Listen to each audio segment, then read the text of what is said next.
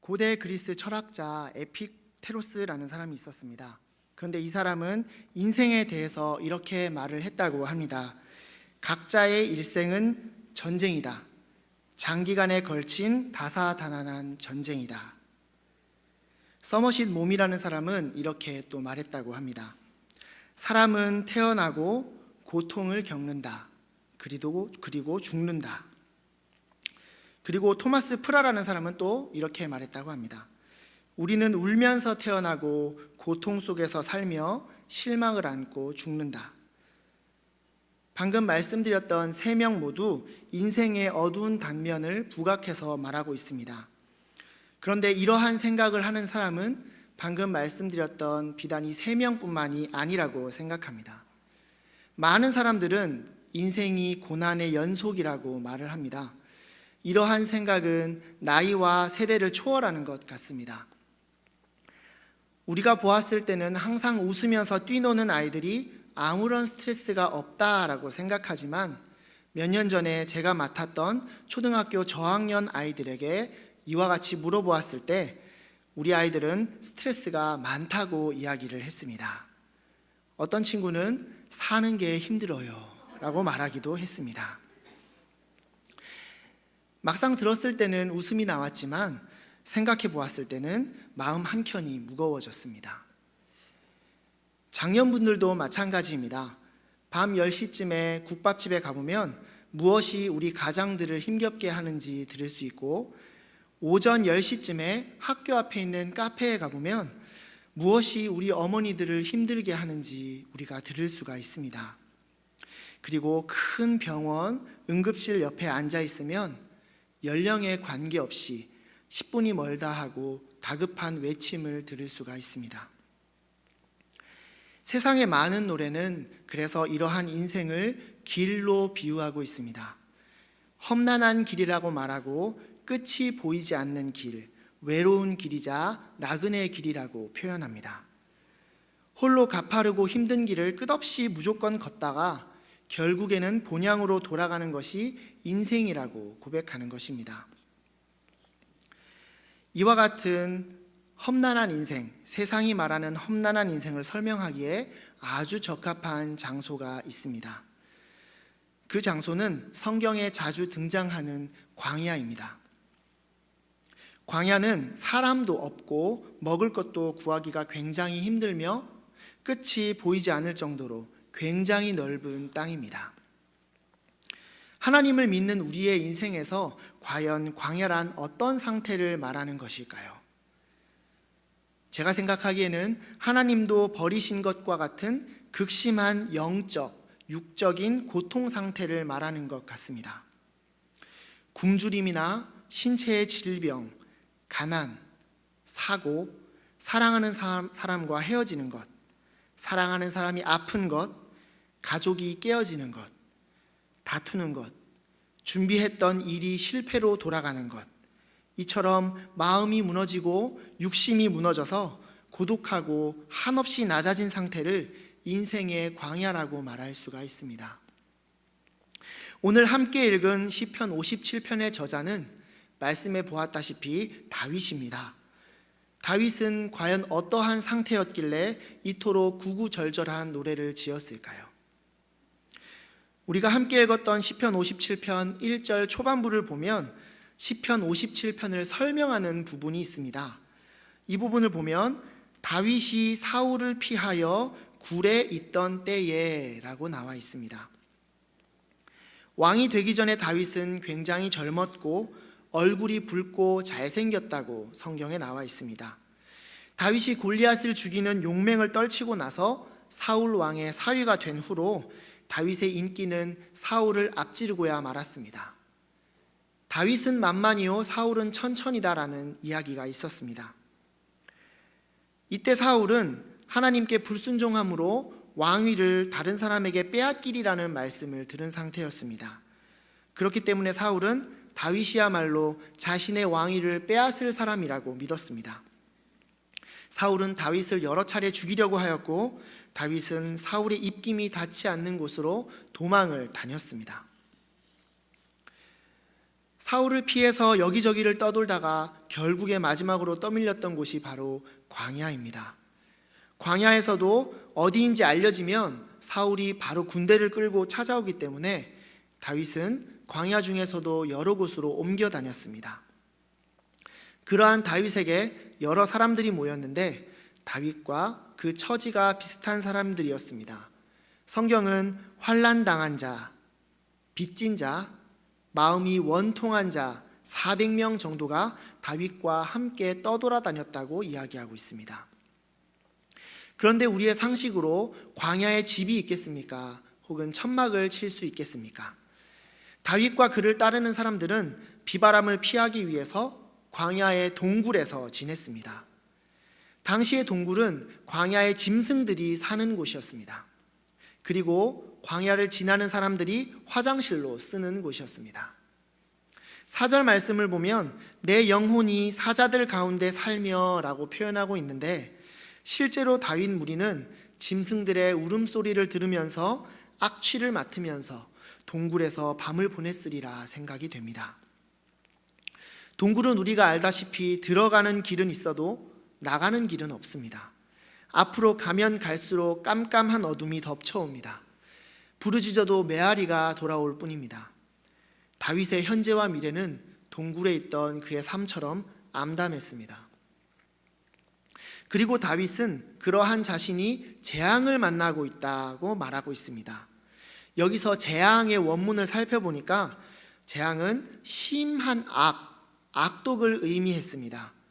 다윗이 말하는 재앙들은 깊고 무서운 악의 결정체와 같은 일들이었습니다. 감당하기 어려워서 피하고 싶은 일들을 말했습니다. 그렇다면 도대체 누가 다윗에게 이러한 악독을 행하려고 했을까요? 시편 57편 4절을 보면 미루어 짐작할 수 있습니다. 함께 57편 4절을 읽어봤으면 좋겠습니다. 57편 4절 함께 읽겠습니다. 내 영혼이 사자들 가운데서 살며 내가 불사르는 자들 중에 누웠으니 곧 사람의 아들들 중에라. 그들의 이는 창과 화살이요 그들의 혀는 날카로운 칼 같도다. 아멘. 창과 화살, 칼처럼 날카로운 말로 다윗을 불사르는 사람들이 있었습니다. 사람이 느낄 수 있는 최악의 고통을 꼽는다면 반드시 나오는 것이 바로 불에 타는 고통입니다. 날선 이야기는 사람이 불에 타는 고통을 느끼도록 합니다. 억울함에 눈물이 나도록 만듭니다. 이처럼 시편 57편에 나타난 다윗은 영적으로, 육적으로, 심적으로 만신창이와 같은 상태였습니다. 떠돌이 생활에 육신이 지쳐 있었고 자신을 괴롭히는 말들에 정신도 상해 있었습니다. 이 자리에도 본문의 다윗과 같은 분들이 앉아 계십니까?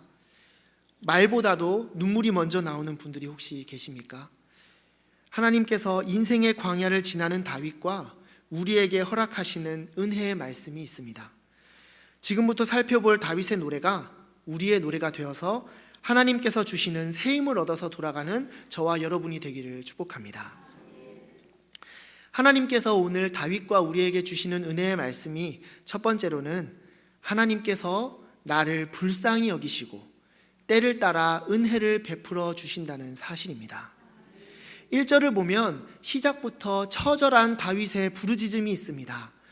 하나님이여 내게 은혜를 베푸소서, 내게 은혜를 베푸소서. 은혜를 베풀어 달라는 말의 원어적인 의미는 불쌍히 여겨달라는 뜻입니다. 자비의 마음으로 나를 도와달라는 뜻입니다. 2절에서 다윗은 자신의 이 기도를 부르짖음이라고 이야기하고 있습니다. 여기서 또 부르짖는다는 표현은 삼손이 사자를 만났을 때 하나님을 불렀던 부르짖음입니다. 그리고 나귀 턱뼈로 1000명을 죽이고 나서 목이 말라 죽게 되었을 때 하나님께 외쳤던, 하나님을 찾았던 그 부르짖음과 같은 단어입니다. 다윗은 죽을 힘을 다하여 온 힘을 다하여 하나님을 찾았습니다. 다윗이 부르짖을 때 하나님께서는 다윗의 고백처럼 하나님의 날개 그늘 안에 피하고자 하는 다윗을 친절한 팔로 거두어 주셨습니다. 다윗의 영혼에 평안을 주셨고 쉼을 주셨습니다. 다윗과 함께 하신 하나님의 그 은혜는 지금 우리에게도 동일합니다. 히브리서 4장 15절 16절 말씀을 제가 읽도록 하겠습니다. 우리에게 있는 대제사장은 우리의 연약함을 동정하지 못하실 이가 아니요 모든 일에 우리와 똑같이 시험을 받으신 이로되 죄는 없으시니라. 그러므로 우리는 긍휼하심을 받고 때를 따라 돕는 은혜를 얻기 위하여 은혜의 보좌 앞에 담대히 나아갈 것이니라. 대제사장 되시는 예수님께서는 우리의 연약함을 알고 계시기 때문에 우리를 불쌍히 여겨주십니다. 우리가 받았던 시험들, 고난들 예수님께서도 다 받으셨습니다. 그 예수님께서 우리를 이해하시고 도와주겠다고 말씀하고 계십니다. 지금의 어려움도 고난도 시험도 하나님께서 주셨기 때문에 모든 것이 은혜입니다. 하나님께서는 다윗의 목숨을 건지시기 위해서 아무도 먹을 수 없었던 거룩한 진설병을 다윗이 먹도록 허락하십니다. 이 진설병은 하나님께 드려진 거룩한 음식이기에 아무도 먹어서는 안 되는 것이었습니다. 그러나 여기서 하나님께서 다윗과 함께 하신다는 증거가 드러났습니다. 대제사장을 통해서 다윗이 진설병을 먹게 하셨고 아무런 해가 없게 하셨습니다. 그리고 철로 만든 칼이 아주 귀한 시대에 골리앗이 쓰던 칼도 받았습니다. 우리가 하나님의 살아계심을 확신하며 은혜를 구할 때 하나님께서는 이와 같이 반드시 우리를 먹이시고 살아갈 수 있는 힘을 주십니다. 또한 하나님께서는 사람도 붙여주셨습니다. 다윗이 인생의 광야를 떠돌 때 함께한 사람은 동행하기에는 조금 어려운 사람들이었습니다. 블레셋에 있을 때 이 사람들은 다윗을 돌로 쳐 죽이려고도 했습니다. 환난당한 자, 빚진 자, 마음이 원통한 자들이라 때로는 짐처럼 느꼈을 수도 있습니다. 그러나 이렇게 다윗과 함께 인생의 광야를 함께 보낸 사람들 중에서 큰 일꾼들이 나옵니다. 사무엘하 23장이나 열왕기상 11장과 12장을 보면 다윗과 함께한 용사들의 이름들이 나옵니다. 그리고 그들의 무용담이 등장합니다. 읽어보면 사람으로서는 과연 할 수 있을까 싶은 엄청난 능력을 가진 용사들이 등장하는데 소설처럼 보일 정도입니다. 그런데 그 용사들이 어디서 다윗과 함께 했느냐 살펴보면 다윗이 사울을 피해서 도망치던 시절부터 다윗과 합류하기 시작합니다. 누군가는 내 옆에 좋은 사람은 없고 나를 이용하는 사람만 가득하다고 말합니다. 하지만 모든 것이 하나님의 은혜라고 생각하고 살다 보면 그 사람이 어떤 의미로든 하나님께서 나에게 주신 은혜라는 사실을 발견하게 됩니다. 우리가 교만할 때 그 사람을 통해서 우리를 낮춰주시고 우리가 넘어질 때 그 사람을 통해서 잡아주시는 때를 따라 돕는 은혜가 만남의 축복을 통해서 임하는 것입니다. 만남의 축복이 있었다는 증거가 한 가지 더 있습니다. 다윗은 인생의 광야를 경험하는 동안 자신의 마음을 위로하는 여러 명의 아내를 얻었습니다. 평생 동역자를 얻은 것입니다. 같이 밑바닥을 다녀왔기 때문에 그들 앞에서는 부끄러울 것이 없었습니다.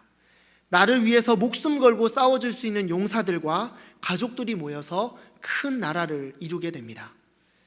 지금 이 자리에 자신의 연약함에 두려움 가득해서 앉아 계신 성도님이 계십니까? 방금 읽었던 말씀처럼 은혜의 보좌 앞에 담대히 나아가시기 바랍니다.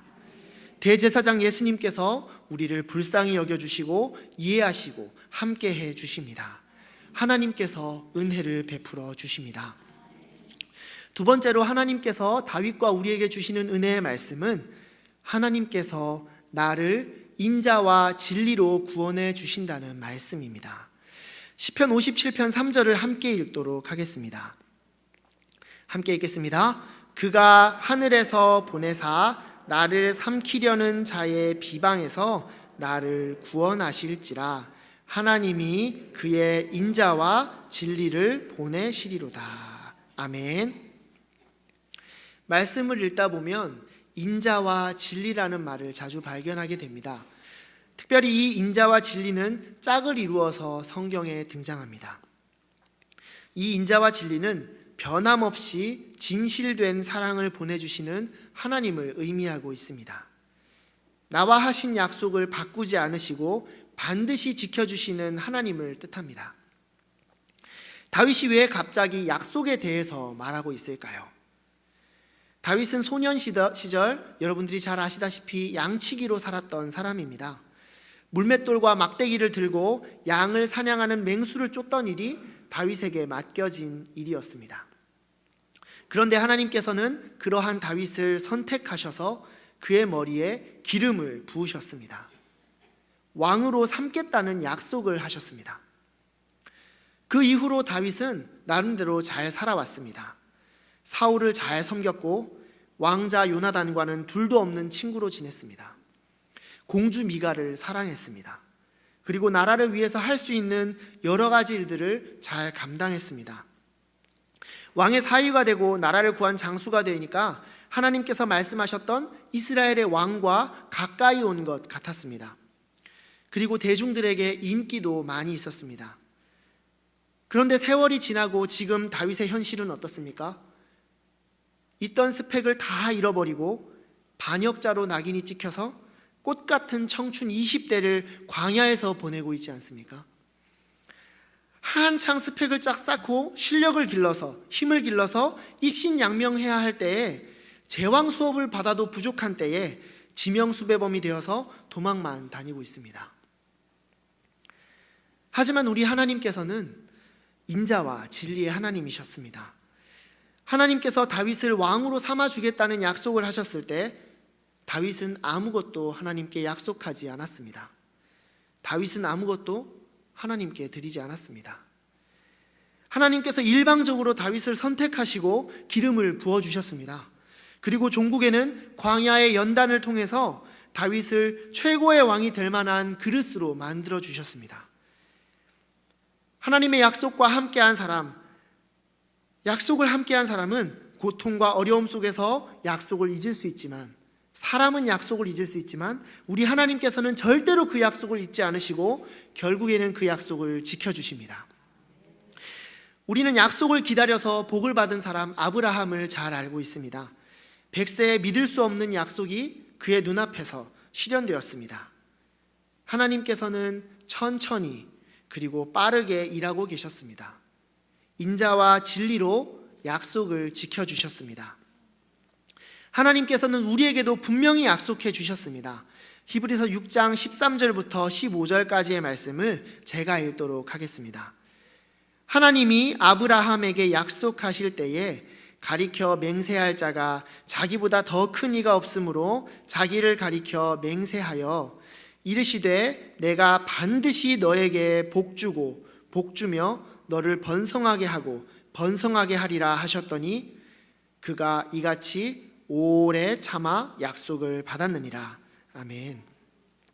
하나님께서 우리의 인생에 광야를 허락하신 것은 우리를 위해서 하나님 자신의 목적을 이루기 위함이십니다.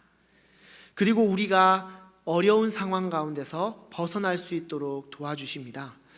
우리가 만난 고난과 역경은 너무나도 극심해서 인자와 진리의 하나님 외에는 도와주실 수 있는 존재가 없습니다. 우리의 상한 마음을 만져주시는 분도, 우리가 만난 험한 사태를 해결해 주시는 분도, 그리고 사람들의 비방 가운데서 구해 주시는 분도 오직 한 분, 약속을 잊지 않으시고 약속을 지켜주시는 하나님이십니다. 하나님께서 우리를 인자와 진리로 구원해 주실 줄 믿습니다. 다윗과 우리에게 주시는 하나님의 은혜의 말씀 세 번째는 다음과 같습니다. 하나님께서는 불안한 나의 마음을 붙잡아 주시고 평안하게 해주십니다. 시편 57편 초반에서 나타난 다윗은 분명히 불안정했습니다. 두려워했고 떨었습니다. 그런데 그러한 다윗이 달라졌습니다. 하나님께서 다윗의 마음을 붙잡아 주시고 평안케 해주셨습니다. 시편 57편 7절을 같이 읽도록 하겠습니다. 함께 읽겠습니다. 하나님이여 내 마음이 확정되었고 내 마음이 확정되었사오니 내가 노래하고 내가 찬송하리이다. 아멘. 7절에 마음이 확정되었다라고 말을 합니다. 마음을 잡지 못하고 피하기를 원했던 다윗이 달라졌습니다. 부르짖는 중에 하나님께서 믿음을 주셨고 위로를 주셨습니다. 맨 처음에 하나님이여 내게 은혜를 베푸소서, 내게 은혜를 베푸소서 이렇게 2번이나 외쳤던 다윗이 지금은 내 마음이 확정되었고 내 마음이 확정되었사오니 이렇게 2번이나 힘주어서 외치고 있습니다. 이 내 마음이 확정되었다라는 표현은 굉장히 추상적인 표현 같은데요, 마음이 확정되었다는 말은 무슨 뜻일까요? 똑같은 표현이 시편 108편과 시편 112편에 나오기 때문에 우리는 그것을 비교해서 살펴볼 수 있습니다. 마음이 확정되었다라는 말은 충성을 확인하는 말과 같습니다. 이제 내 삶의 주권은 더 이상 나에게 있지 않습니다.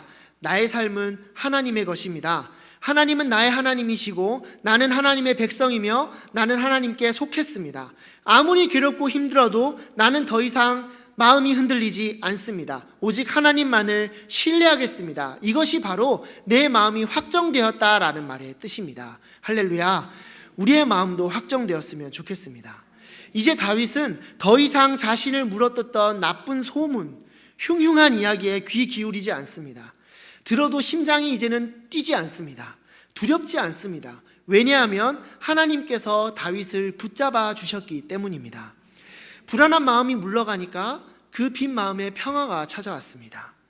어려운 상황에 대한 걱정이 사라지니까 감사가 흘러나왔습니다. 걱정이 많은 사람은 잠을 잘 이루지 못합니다. 남들이 편안히 자는 동안 뒤척이다가 새벽 동이 틀 때면 오히려 피곤을 더 물었습니다. 새벽이 나를 깨우는 밤을 보낸 것입니다. 그런데 이제 다윗은 선포합니다. 내 인생은 더 이상 광야가 아닙니다. 이제 나의 인생의 방황은 끝이 났습니다. 나에게 슬픔은 모두 다 물러났고 내 마음은 기쁨으로 넘칩니다. 이러한 마음으로 시편 57편 8절에 무엇이라고 고백하냐면 내 영광아 깰지어다, 비파야 수금아 깰지어다, 내가 새벽을 깨우리로다. 나의 영광을 깨운다라는 말은 나의 재능과 능력, 나의 마음을 다하여서 드리긴다는 말입니다.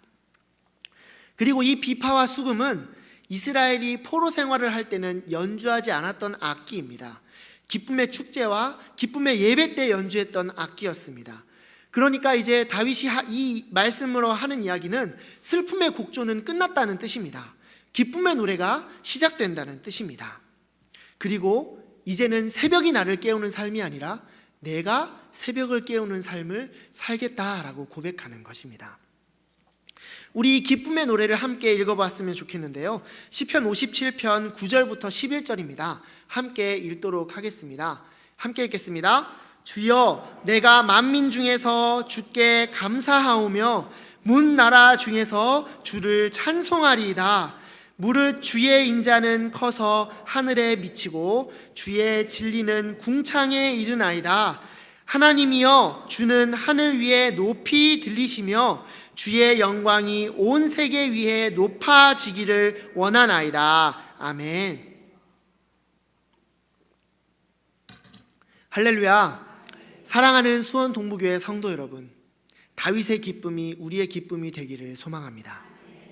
하나님의 은혜가 오늘 말씀 가운데 다윗에게 임했습니다. 상황은 변한 게 없었습니다. 상황은 그대로였지만 무엇이 바뀌었습니까? 다윗의 마음과 다윗의 말이 바뀌었습니다. 하나님의 은혜가 다윗의 생각과 행동을 바꾸고 지켰습니다. 다윗은 광야를 분기점으로 하나님의 마음에 합한 자, 위대한 왕이 되었습니다.